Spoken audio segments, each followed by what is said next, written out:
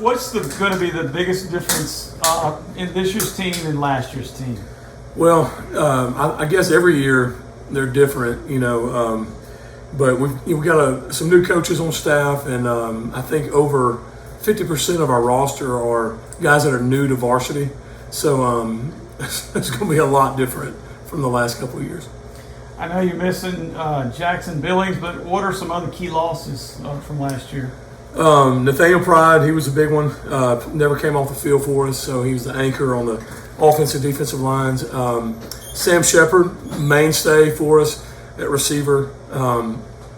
So there's several key guys that they grew into be such contributors for us, and having them gone is just an opportunity for somebody to step up. So missing them, but also anticipating who's going to fill in. Coach, you've had a lot of success. I guess you made the playoffs the last 3 years in a row. How much confidence does the guys coming back feel because of things I guess the groundwork that's been laid in the past, knowing that there's a lot expected now? Well, I think they have bought into what we're doing and believe in where we're going. But we, as a staff, we do our best to try to teach them just every day that hard work got us into the playoffs, and hard work's going to have to continue to get us in the playoffs. So I guess we're all human. You come in with some expectations based off of past success, but I think we spend a lot of time as coaches just really trying to focus on what needs to be fixed and what needs to be present for us to be the best team that we can be, and never even really talking about the past.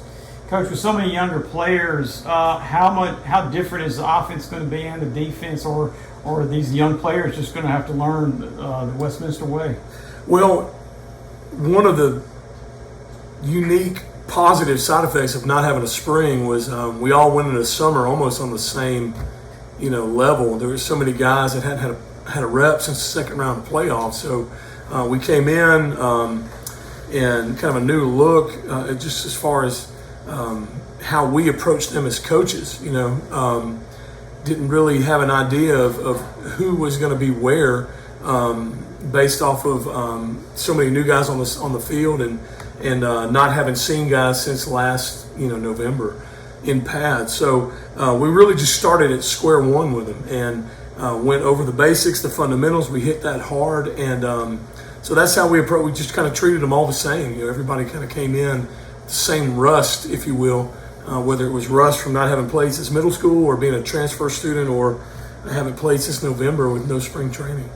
Coach, you're moving up from 3A to 4A. You had a lot of success in 3A. How tough is it going to be moving up to 4A? Well, there's a lot of good coaches out there, and we've seen that in the last few years, and this year will be no different. Some well-respected coaches on our schedule, some really talented athletes on the rosters we're going to face. So just another opportunity for our guys to step up. We've been in 3A, we've been in 4A, and since I've been here, and both have been really difficult. Both have had some really good football teams in it. So we don't expect there to be any difference in how we approach it from the last several years that we've been going at it. Who's a player that maybe we don't know a lot about, maybe a new player that you're expecting big things from this year? Chris Landers, senior running back, really excited about him. Love to see him reach his full potential. He's got a lot of upside to him. We got a young guy coming up, Harlan Loveday, that was ineligible last year as a middle school athlete, and he's a ninth grader this year, and he is got a high motor and a big body, and so anxious to see him play some football. He hasn't played, I guess, since his seventh grade year before he transferred. There's some guys, a lot of other new guys that have shown up. So like I said, over 50% of the roster is new to varsity, so that we'd be here all day listening out guys to watch for. But I think those two guys are potentials for us that we're all excited to see compete. Coach, when will you decide on the starting quarterback, or is it something that's just going to play out during the year? Well, that's a tough question because those guys are neck and neck and really pushing hard for the job. So I think it's just going to be something that you're going to see develop throughout the year.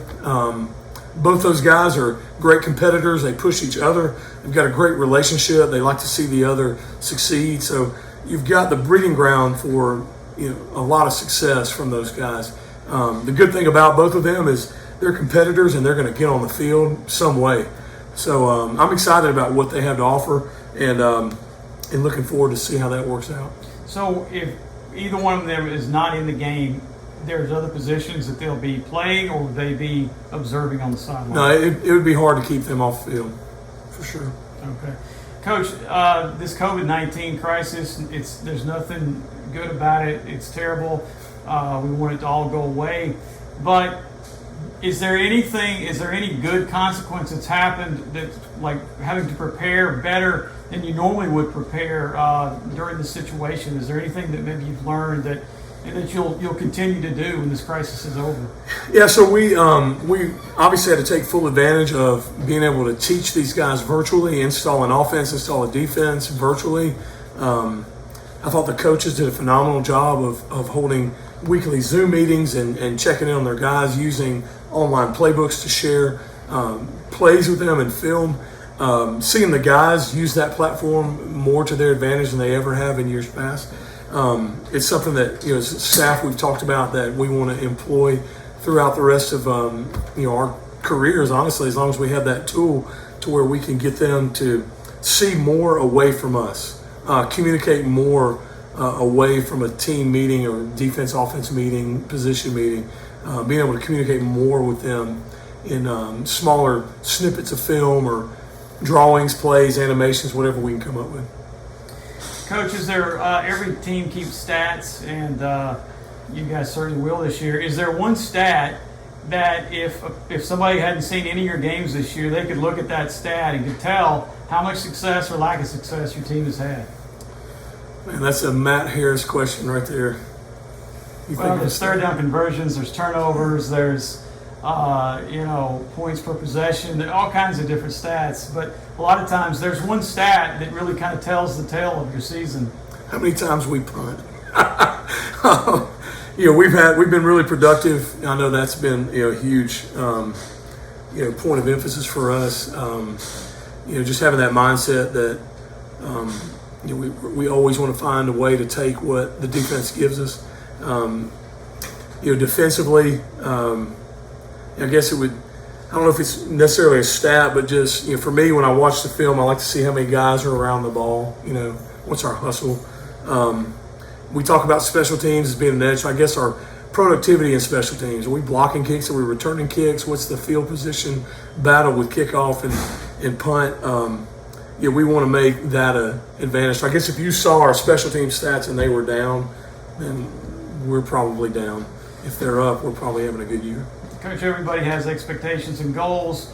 Are your goals for the team based on certain numbers or wins, or is it more about getting better every day so you can achieve those wins? Yes, stats are sometimes deceiving, and sometimes we get so focused on reaching that next benchmark or whatever, but we really do. You said every day. We say day by day around here, and we really do focus on that. Our emphasis is, did we get better today? Are we better than we were yesterday? We had a long talk Thursday about getting better one small decision at a time. So at the end of the day, those things should all take care of themselves if we're taking care of those smaller things, as those personal attitude things, the way we approach practice. What kind of teammate are we? So that's really what our focus has been. Same thing with big lofty goals like winning a state championship. I mean, those are great goals. We haven't written down one time in the last couple of years that we wanted to make the playoffs or win the region. We wanted to have the character necessary to win the region, the character necessary to make the playoffs and to win a state championship. So really, that's what we choose to focus on.